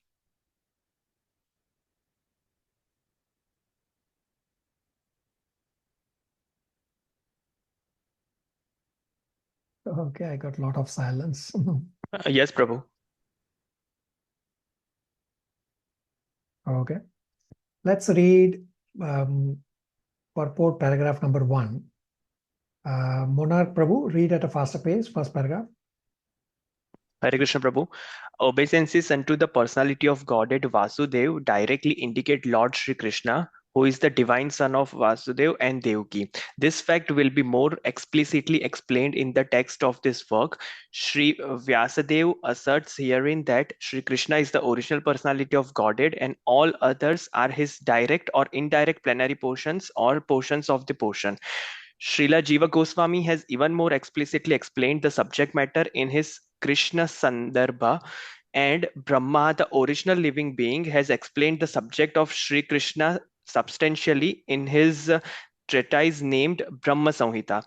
In an Upanishad in the Samaved, it is also stated that Lord Shri Krishna is the divine son of Devaki. Therefore, in this prayer, the first proposition holds that Lord Shri Krishna is the primeval Lord, and if any transcendental nomenclature is to be understood as belongings to the absolute personality of Godhead, it must be named indicated by the word Krishna, which means the all attractive. In Bhagavad Gita, in many places, the Lord asserts himself to be the original personality of Godhead, and this is confirmed by Arjun and also by great sages like Narad, Vyas, and many others. In the Padma Puran, it is also stated that out of the innumerable names of the Lord, the name of Krishna is the principal one. Vasudev indicates the plenary portion of the personality of Godhead, and all other different forms of the Lord being identical with Vasudev are indicated in this text. The name Vasudev particularly indicates the divine son of Vasudev and Devaki. Shri Krishna is always meditated upon by the Paramhansa, who are the perfected ones among those in the renounced order of life. Okay, very good. So the first paragraph establishes that Krishna is the supreme personality of Godhead, the absolute truth. Let's go to paragraph number 5. Zizel will read, which starts with unscrupulous persons. Hare Krishna Prabhu. Unscrupulous persons go immediately to the 10th canto and especially to the 5th chapters, which describe the Lord's Rasa dance. This portion of the Srimad Bhagavatam is the most confidential part of this great literature. Unless one is thoroughly accomplished in the transcendental knowledge of the Lord, one is sure to misunderstand the Lord's worshipable transcendental pastimes called Rasa dance. and his love affairs with the gopis. This subject matter is highly spiritual, and only the liberated persons who have gradually attained to this stage of Parahamsa can transcendentally relish the rasa dance. Srila Vyasadeva therefore gives the reader the chance to gradually develop spiritual realization before actually relishing the essence of the pastimes of the Lord. Therefore, he purposely invokes a Gayatri mantra, Dhimahi. This Gayatri mantra is meant for spiritually advanced people. When one is successful in chanting the Gayatri mantra, he can enter into the transcendental position of the Lord. One must therefore acquire Brahmanical qualities or be perfectly situated in the quality of goodness in order to chant the Gayatri mantra successfully, and then attain to the stage of transcendentally realizing the Lord, his name, his fame, his qualities, and so on. Hare Krishna.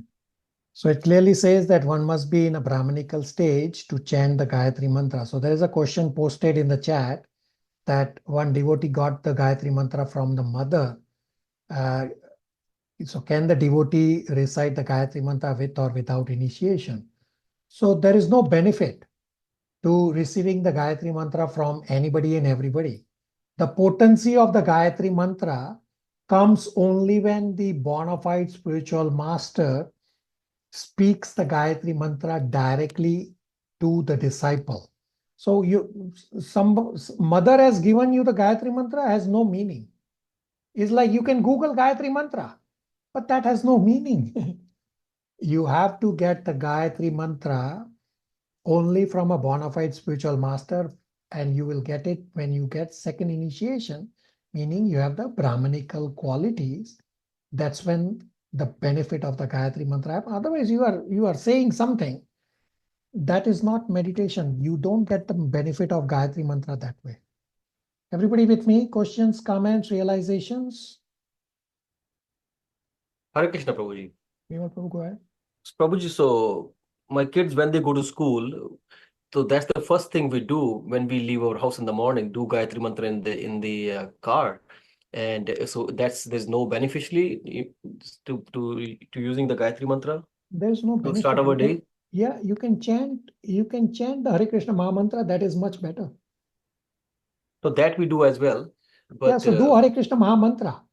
You can only get the benefit of Gayatri Mantra only when you receive from a bona fide spiritual master, and when the spiritual master directly, orally recites the Gayatri Mantra to the disciple. That's it. Thank you, Prabhu. Questions, comments, realizations?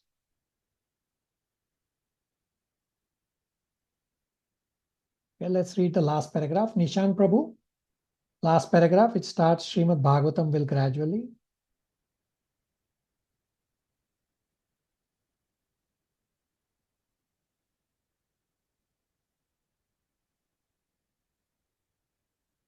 Nishan.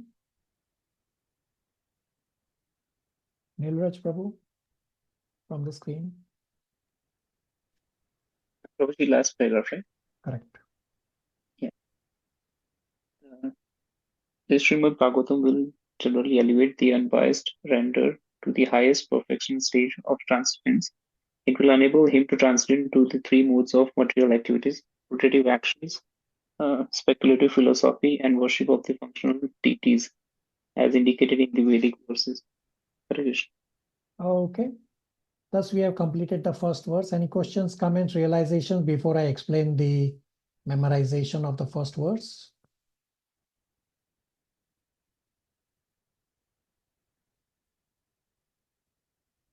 Okay.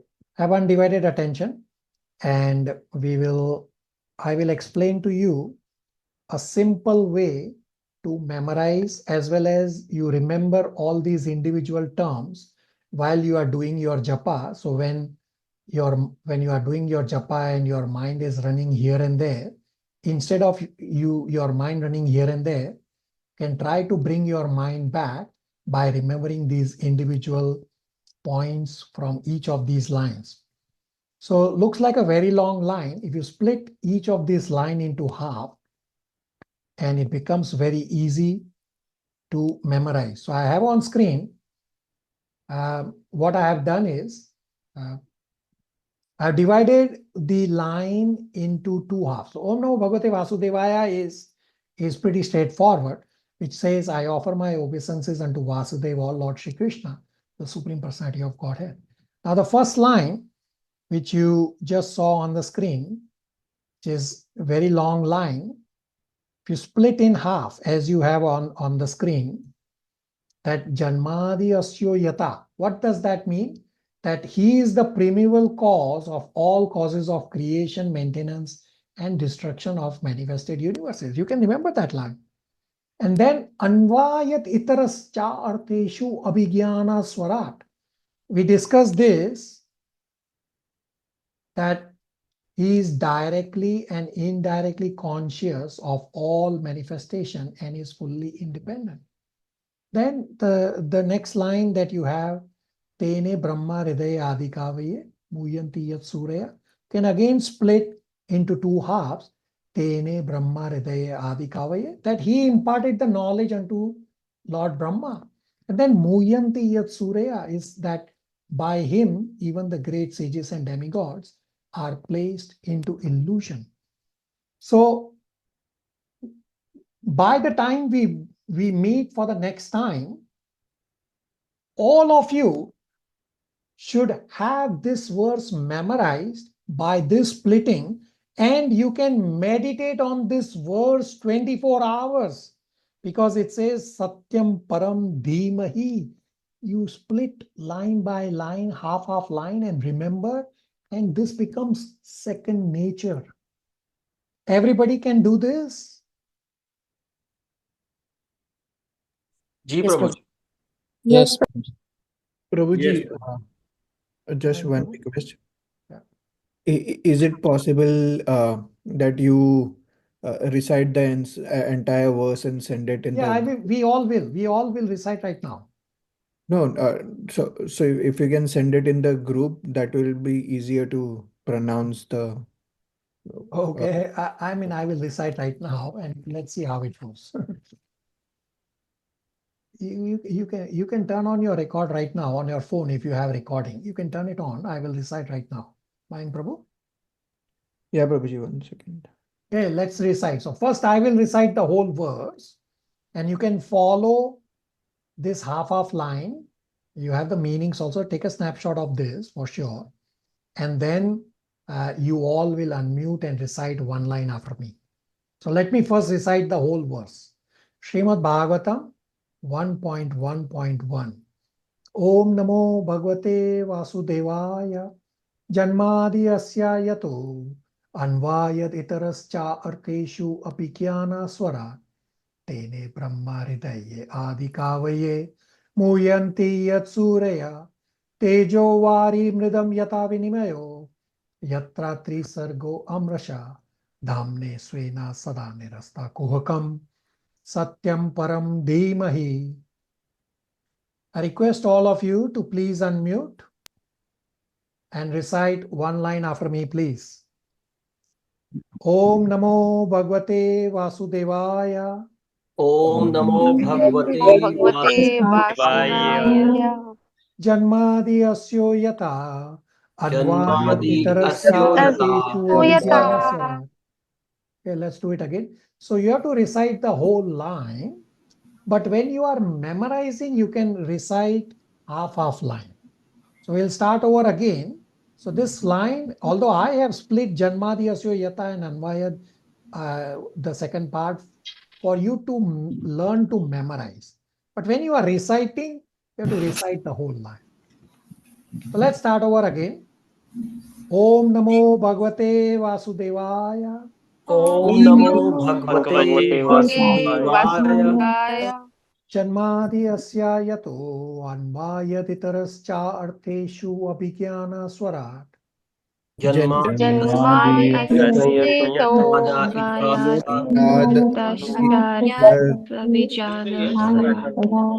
Tene Brahma Hridaya Adikavaye Muyanti Yat Surya. Tene Brahma Hridaya Adikavaye Muhyanti Tejo Vari Bridam Yata Vinimayo Yatra Tejo trisargo vari amrasa. mridam yata vinamyo. Tejo Tovari mridam Vivata yata vinimayo Mayo yatra Yatrastako trisargo Sargo Amrisa. Dhamne svena sada nirasta kuhakam satyam param dhimahi. Dhamnena Srena svena sada Satyam nirasta kuhakam satyam param dhimahi. Dhimahi.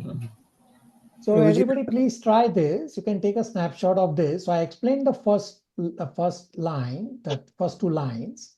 Then the Tejo Vari Mridam Yata Vinimaya, we discussed the analogy of mirage, explained that just as water is seen on fire or land seen on water.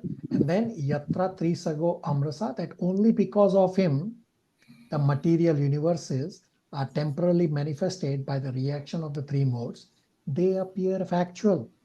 And Dhamne Swena Sada Nirasta Kuhakam. You can again memorize or focus on the words Nirasta Kuhakam, that Dhamne is the spiritual word and Nirasta Kuhakam means there is no illusion. So Dhamne Swena Sada Nirasta Kuhakam means eternally existent in the transcendental abode, which is forever free from illusion. And Satyam Param Dhimahi. You can memorize or focus your mind on these words. Dhimahi is meditation. I meditate on that absolute truth. Satyam means and Param means absolute truth. Questions, comments, realizations, is that a simple way to memorize or at least try to remember? Ji Prabhuji. Yes, Prabhu. Yes, Prabhuji. Yes, Prabhu. So everybody, I want all of you to visualize each of these individual words, and while you are doing your japa, while you are taking shower, while you are doing all the chores, while you are walking, while you are driving, while you are doing work in your office, memorize half line, and these words should stick on you. I have given you the meaning as well as the brief meaning. If you actually look the translation is pretty big, but I have simplified for you all. And it should be pretty easy to memorize this word. It should stick in your head. Om Namo Bhagavate Vasudevaya Janmadi Asya Yato Anvayatitarascharteshu Abhigyana Swara Tene Brahma Hridaya Adhikavaye Muyanti Yatsuraya Tejo Vari Mridam Yata Vinimayo Yatra Trisargo Amrasa Dhamne Svena Sada Nirasta Kuhakam Satyam Param Dhimahi.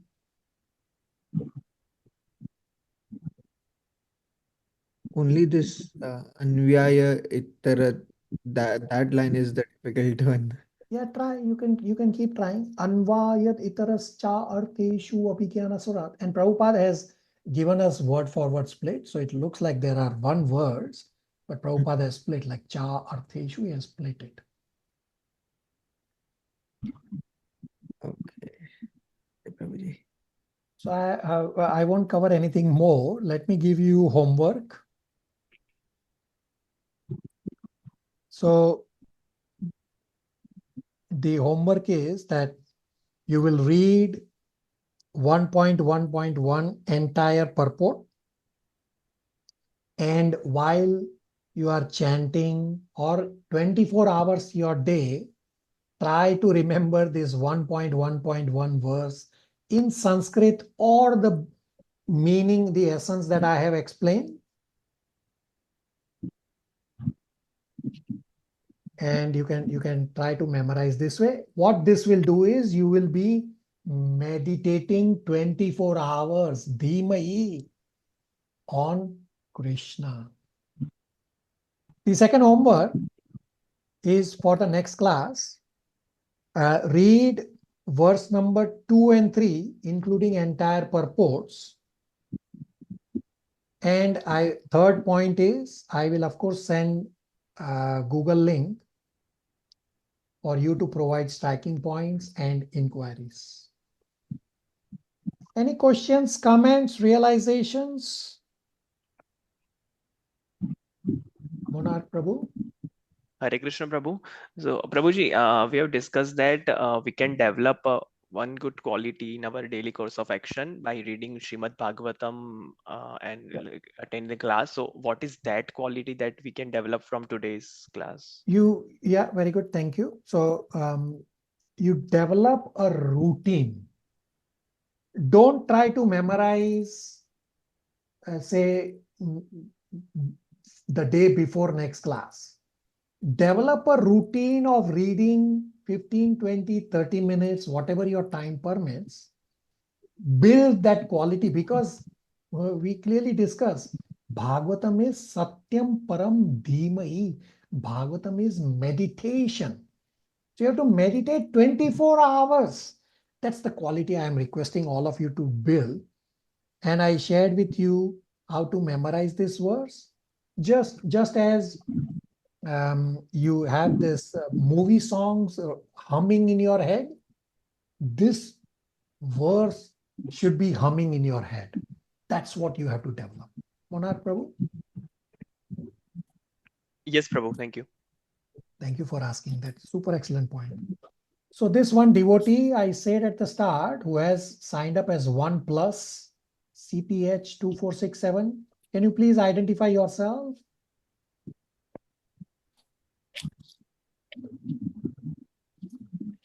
Hare Krishna, you are the only one unmuted, but can you please identify?